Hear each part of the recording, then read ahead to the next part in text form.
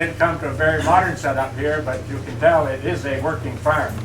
Maybe that's a good way to explain it. But I think first off, I'd like to introduce my two sons. David, with the red hat on. Glenn is here somewhere, leaning on a shovel. Yeah, okay. And I want to thank the rest of you for showing up today. Some of you I know drove quite a distance, and I believe there's probably others that are in the process of driving here as well. Step up to the microphone. It's a little strange.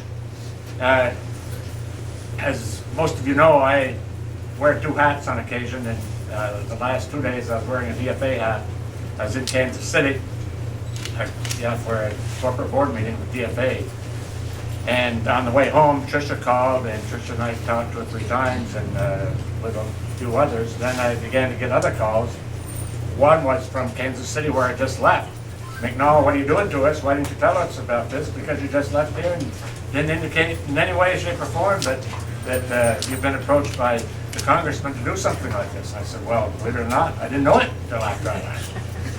Anyway, this has just been an overnight thing. But, in the meantime, yes, back up a little bit. These calls that I was getting after Tricia's calls were, a tad ugly. And then I said, oh boy, I screwed up again, getting ahead of somebody and so on. So I was taken aback just a little bit. However, I made 2 or 3 calls of my own, trying to find out if I had screwed up. But instead of it being derogatory or negative in any way, it turned out to be a positive in the eyes of people that I was concerned about. So, having said that, I think we should be proud and happy that the congressman has taken the initiative to be one of the first out of the box on this issue. But I want everybody to understand where I'm at, where I believe St. Albans is at, and where the 4 co-ops are at, because we have learned to work very closely. I'm most proud of that, perhaps more proud of that than anything else. The fact that we are working together, and by golly, we're coming together. Not only the 4 co-ops, but farmers working together and other coalitions around the country. We're showing Congress, who has been critical of us, and rightly so, that we just can't seem to apologize. That's my youngest grandson. He's not spoiled very much. But anyway, this is certainly a great initiative, and the piece that I want everybody to understand, this is just the beginning of even more powerful things to come. We've been spending way too long trying to come to a consensus on a lot of different issues. There isn't, for me anyway, there isn't going to be any one particular idea or proposal that's going to help us out of this mess we're in. It's going to take several tools in the toolbox, pardon the expression. But this is where it's going to start. The congressman and I have talked about this, talked to Tricia Coates about this at length, that this is much more complicated and convoluted than is on the surface. But we have to start somewhere, and certainly Peter Welch, our congressman from the state of Vermont, can help lead us through this process that is more unfamiliar with at least me than we need. So I'm glad he's here. I believe all 4 co-ops are represented here today. There's other co-ops, the major co-ops: DFA, Dairy Lee, St. Albans, and Acamar. Is Ed King here, by the way? I haven't seen it around. So he's on his way. He's driving up from Albany. But anyway, this is a sign of much better things to come, and with that, I think I'll turn it over to the congressman. Thank you, Ralph. I want to thank you, Ralph, for your leadership on this, and the other Vermont dairy men and women who are here for your leadership, and Secretary Albee. I really appreciate you being here. Also, I just want to acknowledge Lucas Shostrom from the Holstein Association. Lucas, thank you very much for being here, and Tom Berry from Senator Leahy's office. I believe he's here. And yep, thank you, Tom. Let me explain to you why we're here. Dairy is in crisis, and we know that in Vermont. We know that our farmers are working hard and they're not meeting the cost of production. In Harold, Oregon, a leader in the farm community, who we recently lost, said to me some time ago, Peter, our Vermont dairy farmers are used to working for nothing, but not less than nothing. We've had some short-term efforts to try to patch things together with baling wire and duct tape that have been somewhat helpful. I'll just mention three. We had the price support last year, the $330 million, the milk payment, or pardon me, in the emergency relief that we had last summer, and then of course the MILC payments last year and this year. But short-term isn't going to do it. And the dairy farmers working together and Vermont farmers took the leadership, and I'm here really because of what they've done. And they took the leadership in asking the question, are we going to have to take a hard look at how we price milk in this country? And are we going to have to consider growth management as part of the solution? And that's a big decision for farmers to make. And what has happened with the combination of this collapse in the milk price across the country and the leadership of the Vermont farmers is that farmers across regions are starting to come together. They haven't ironed out all the problems, as Ralph said, but they've come together understanding that only by getting together are they going to all survive. And that is creating a real opportunity for those of us in Congress to work together as well. Because whether you're a member of Congress from the Northeast or the Midwest or the West or the Southwest, you're going to listen to your farmers. And if your farmers, their interests, they perceive them to be different than somebody else's, you're going to represent your farmers. And the only way the farmers are going to survive is by working together. And that then enables us in Congress to work together. And as you know, I started the Dairy Caucus. We have 95 members in Congress representing dairy regions across the entire country. And we all understand that whether you represent the Midwest, the East, the Far West, whether it's a 60-head herd or 10,000, if our farmers are losing money on each cow, then they're not going to survive. So now, working with the leadership of the farmers, and I want to emphasize that, and the co-ops, and acknowledging that there's a lot more to be done. We, next week, will be introducing legislation to introduce growth management as an approach to providing price stability for our farmers. And under growth management, the outline of this bill, basically there would be an established set that is produced at each farm based on what the historical production was in that farm. And so it would be applied even Steven, really, whether you were a small or large farm. And then if farms then produce beyond that, there would be a milk adjustment price that they would have to pay, and it would be then put into a fund that would be distributed in the form of dividends to the farmers that are in this program. Also, this would be, if we're successful, it would be passed by Congress, but it would have to be ratified by the farmers. They would have a referendum 1 year after this went into effect, and they would vote yes or no that they want this program to continue. And then 3 years after that, our farmers would again have the opportunity to vote by referendum whether they wanted this to continue as well.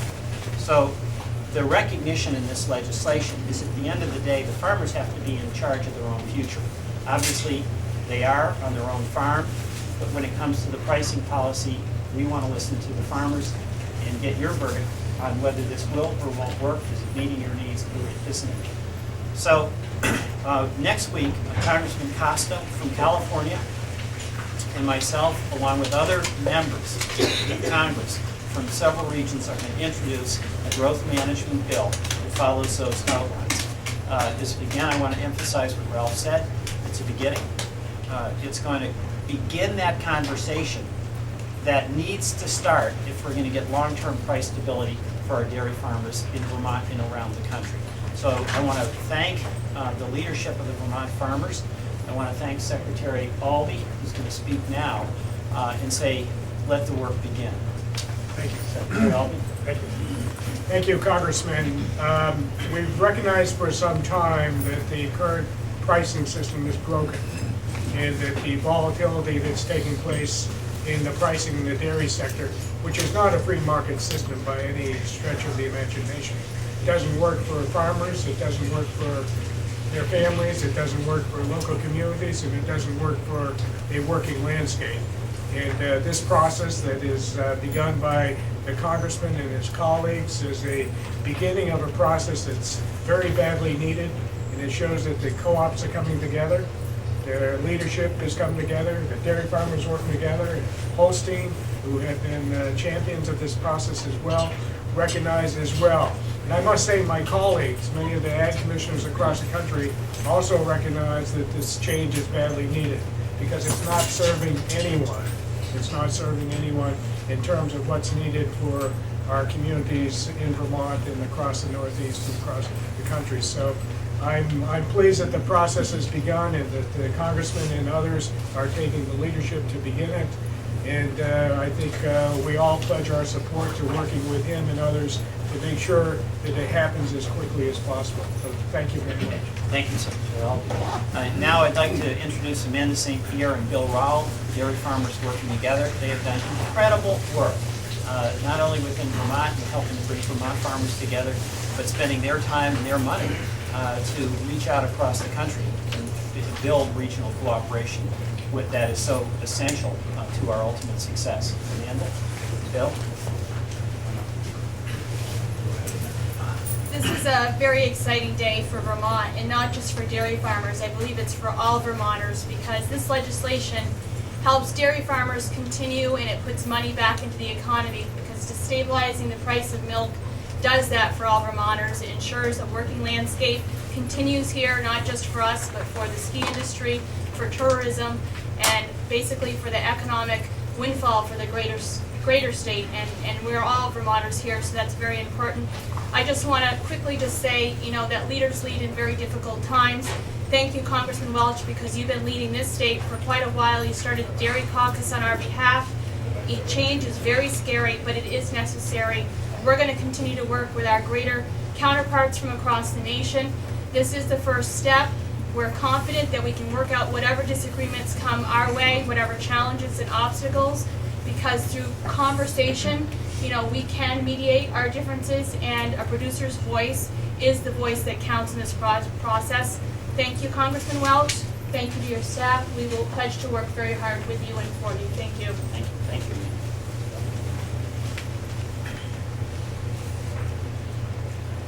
I'm pleased, but I'm not satisfied. I'm pleased that we finally recognized that we're going to have to balance this with a management tool or rely on survival of the fittest to balance it for us. I think we're smart enough collectively that we can come up with a management tool that suits our needs instead of going through the anguish of watching our friends and neighbors succumb to survival of the fittest. That's a terrible system. I'm not satisfied because today in this world we have 6.4 billion people, and by 2040 we're going to have 9 billion people. We're losing agricultural land to other forms of development, and there's going to be an increased need to feed people. Today we send 1 billion people to bed hungry every night somewhere in the world. I'm not satisfied with that.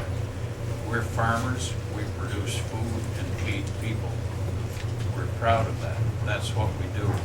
My family has participated in agriculture in this country since 1637, kind of in our blood. Most of these guys are the same way. We appreciate our federal delegation stepping up to the plate. It takes some time. They're a little wary. They tend to protect their political capital before they stick their neck out. But it's pretty hard to stand before the Congress of the United States alone. So we've given them some help, an opportunity for us to move forward.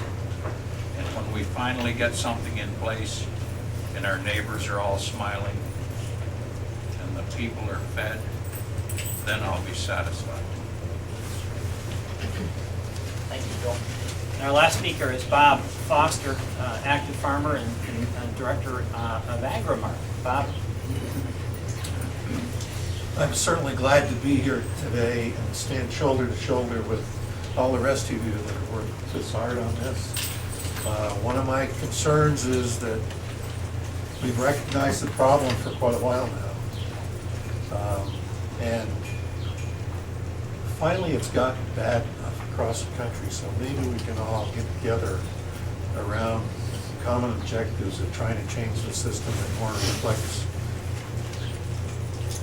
the supply and demand situation that we face. After all, 2% one way or the other affects our price probably 20%. So we need to have those signals that allow us to work on that. There is a study underway, sponsored by a number of the folks here in this room, or this statement, who have commissioned Cornell and Cal Poly to look at the different programs that have been put forward to manage the supply. It's my hope that the recommendations that National Milk came out with to send to their director body in June will be part of that study. But the concern I have is that there's a lot of talk that waiting for the 2012 Farm Bill, and we can't wait that long. And so I applaud you, Congressman Welch, for getting started on that. I know the rest of our delegation is working hard to come up with and work in their respective bodies to do this. We've got to get started. This is great that we're getting started, and it's great that we're all working together. Thank you. Thank you. Any questions for any of us up here? Has it been a struggle really to come to an agreement to get, say, farmers to agree? When you're talking about capping the amount of milk you can produce, is there a negative to that? We obviously know the benefit of it, it's price stabilization, but what about the negatives? Has it been a hard, difficult thing for the industry to come to grips with that? Well, we haven't looked at capping the total amount, like per farm. We looked at it percentage-wise. So when we look at growth, we're talking, amount of growth per year, allowable growth. And always saying that this is to be an incentive to grow, but just grow at the appropriate time. So that's kind of how we came together. Let's look at what we can agree on, and we all agree that we need growth. We don't want a flat industry, but let's grow when it makes sense to grow. Let's not grow when it doesn't make sense to grow. So we've tried to look at the positive and work around that. So really, we've been able to come together that way. And you're addressing that in the bill, Congressman, that specific, how does it actually work? Well, What Amanda said. Well, first of all, you asked the threshold question. It's hard for the farmers to come together and support a growth management approach. They have been doing the work on that, and getting farmers to agree on working together. You guys are independent, right? We tend to be, and we have regional differences as well, so. Yeah. So it is a challenge, but what I noticed in the dairy caucus, talking to my colleagues, is that it didn't matter what size farm they had or what the advantages were. Say the Midwest, it's lower cost production. Their farmers were still getting hammered. And it was what Bob just said. You get a slight swing in supply, and it's a dramatic reduction in plunge in price. And what we've all seen here is happening everywhere. That is, the plunge is deeper and the trough is wider. So we're losing farms. And Bill, I think, said it best. It's do you want to accept survival of the fittest? And the answer, I think, of the Vermont farmers have is no. We're in it together. We want to find a way to work together and have a stable pricing system. So what we're proposing in this is to essentially, a growth management system would take the information at each farm as to how much they produced. That would be a floor amount. And they would be producing within that range. Then there would be a board composed largely of farmers, producers. There would be six from the co-ops in 24, 30-person board, 24 farmers themselves, producers. And they each year would decide on what would be the growth. So there'd be some potential growth in each farm for additional production.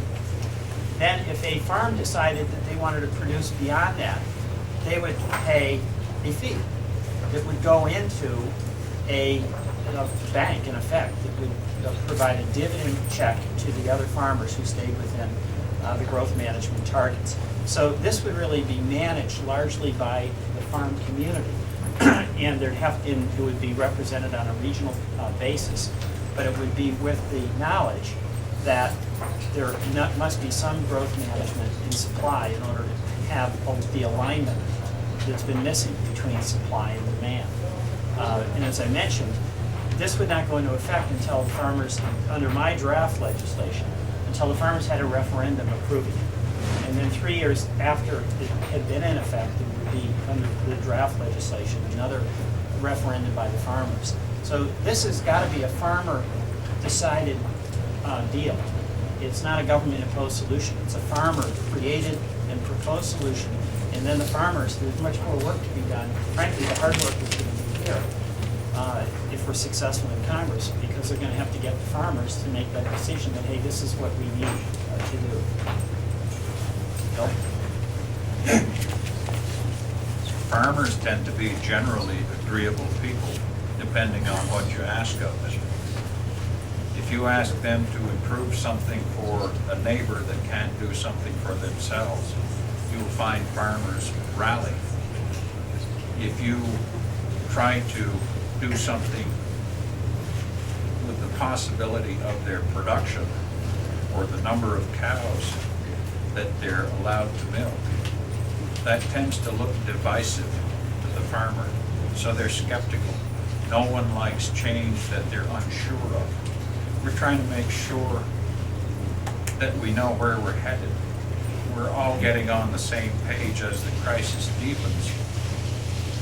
You know, in the last 12 months, we've given up about somewhere between 12 and 14 billion dollars worth of equity. And that's just unimaginable. And we can't sustain it. So now you start to question your food supply. We can do better than that. And the problem appears that the farm gets the wrong signal. When the price of milk goes down, the signal is produce more milk to make up your cash flow difference. When the price of milk improves, the signal is put on more cows and make more milk to make up for the equity that you've given up. So it's always produce, produce, produce. Now what we're trying to do is send a signal that says, well, look you guys, if you're willing to work for half price, you're effectively giving 50% of your product away for nothing. So don't tell me you can't reduce by 3% to protect your margin.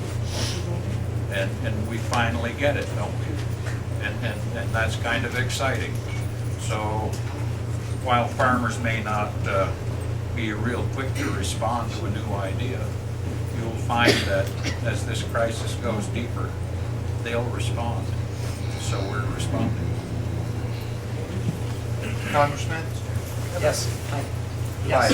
I'm Ed Shammy. I'm from the County Courier, and Yeah. I'm sorry I'm late, but I all right. got caught behind 18 different manure spreaders, each one independent of the other. This sounds like the Canadian system, which I've heard dissed many times when times are good. And it sounds like what some people will say, well, this is kind of socialistic, you know, this is kind of government. Can you respond to that sort of thinking about? Sure. Yeah, you know, first of all, I invite the farmers up here because the reason I'm here and sponsoring this legislation is because the farmers in Vermont have told me they think this is something essential to their future. So this has got to be farmer-led, not politician-led. I mean, there's a lot of things I don't know about, and farming is high up there. But I appreciate all the work that the farmers do. I really do. So I really prefer to have the farmers respond to this because as I say, I'm doing this because I think Bill just said it. If you're, and Bob said it, if you're working and you raise your production to try to make up the loss, and in so doing, you increase your loss, how many times are you going to pound your head against the wall? That just doesn't work. So there's got to be some equilibrium here between supply and demand. That's the conclusion that these folks here have reached. That's why they have encouraged me to introduce this legislation. And I've seen this among my colleagues in other parts of the country. You know, Jim Costa is from California. They have huge farms out there, you know, 10,000 head and higher. But those farmers are coming to the same conclusion that Bob Foster just said. So, you know, this is about practical solutions, not ideological debates. Well, I think also what it does is it allows excuse me, it allows the individual producers to make some decisions themselves if you get the right signals. We haven't had the right signals in the past. So I know in our own situation, we can vary our production up or down 10%. And here we're talking about 2 or 3%. So it'll allow me to, do I have some cows with isomatic cell counts? Maybe they should go a little quicker than I would have moved them otherwise. Change feed rations. There's a number of tools that the individual has that they can use to do that. It's just, in order for a situation like this to work, it's going to take legislation because everyone has to participate. You can't have a free rider in this kind of a situation. How is this, to the best of your knowledge, and I don't expect you to have a crystal ball, how does this set with beef producers? Because I would suspect that as they hear that dairymen want to move would think about moving more cows onto the market, they would get a little bit, their panties in a knot. You don't have to do that, but we already have a program called CWT that's taken a lot of cows out of the market. That hasn't been the most popular program, but from the beef perspective, but it has worked and it has helped us in the past. With some of the technologies that we're working with at this point, such as sex semen, we've got a situation where we can have a lot more heifers that come into there. So we need signals that get back to the farm gate correct. One thing that we haven't talked about here is it's not only the farm that's suffering, it's the whole infrastructure that's suffering. Everybody's leveraged to the hill.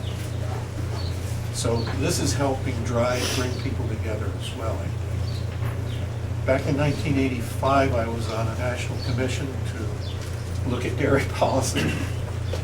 And we, after a couple of years and 11 field hearings around the whole country, came up with 2 systems. One was to remove cows and the other was to add 2 prices. Some of what we're talking about right now. And it got shelved. Won't this maintain the status quo and help big farmers stay big and stop small farmers from growing? And isn't this opposite to the idea of free enterprise? I understand what you're talking about when you say you can't overproduce the market.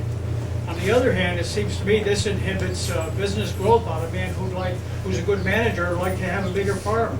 It just doesn't. It seems opposite to the idea of liberty and freedom to me. Well, one of the concerns has been that there needs to be new entrants coming into the industry, scaled, and that there'd be a money transfer. This way, there wouldn't be a money transfer. It isn't survival of the fittest. It just seems like penalizing someone for good business management and growth. That's not fair. Well, the program triggers in and out, as I understand it. So you don't build a value in that base, or whatever the base is. So if we don't need as much milk, it contracts, and then when there is a time, somebody can expand. Any other questions? When do you think things might realistically turn around for small and medium-sized farms? Well, again, I don't have the answer on that. I mean, I know that every day that goes by when we don't have better prices is another day of more borrowing and more jeopardy. So, Roger, you might have an answer on that. Well, I think we hope the system turns around on pricing yesterday. But the problem we have in the whole dairy industry is you raised why not a free market? It's not a free market. It never has been. And, I know that, but we're still inhibiting growth for good business. Well, I don't think the proposal as it goes through is inhibiting growth. It allows management growth because when you have a system where just a 20 to or 2% change in supply leads to 20 to 30% change in pricing, it's devastating. You know, we've had meetings of lenders, the feed dealers, the dairy farmers, and what's happening today is that these swings are becoming so extreme that it's devastating local communities, families, farmers all across the country. And the problem you have is that even the feed dealers and the suppliers, the veterinarians and everyone else are in the same situation. And it's, you know, if you're talking about a system that leads to some sort of managed situation. You know, I've been a student of the dairy policy and dairy industry for 30 years now. And if you look internationally at policies internationally, if you look at policies even in this country, we do not have a system that is free market. Give you an example. So everybody's farm should No, stay the same size? Let me just get, we're not talking about it, but I don't want to get in the argument, but what we're saying is that the system needs to be fixed so that there is some allowance for the dairy industry to survive across the country in a managed way. Thank you. Yeah. A farm today producing below its cost of production is going backwards. Don't use the big farm, little farm deal to try to pit people against each other. The fact is, we're all going backwards across the entire country. The big farm produces more milk, so it goes backwards fastest. So, if you look at an industry that's trying to place some control on the oversupply of its product to improve the condition for everyone, I would think that would be commendable. Regarding socialism, we've been on our knees. We watched the European Union subsidize their dairy industry by $5 billion. So what do? Subsidize ours by $6 billion? That's not a free system. Okay? We're trying to gain some control over the supply and align it with demand so that there's some vitality to the industry and some harmony in our country. We can't sustain it the way we're going. Thank you. Thank you all very much. Thank you.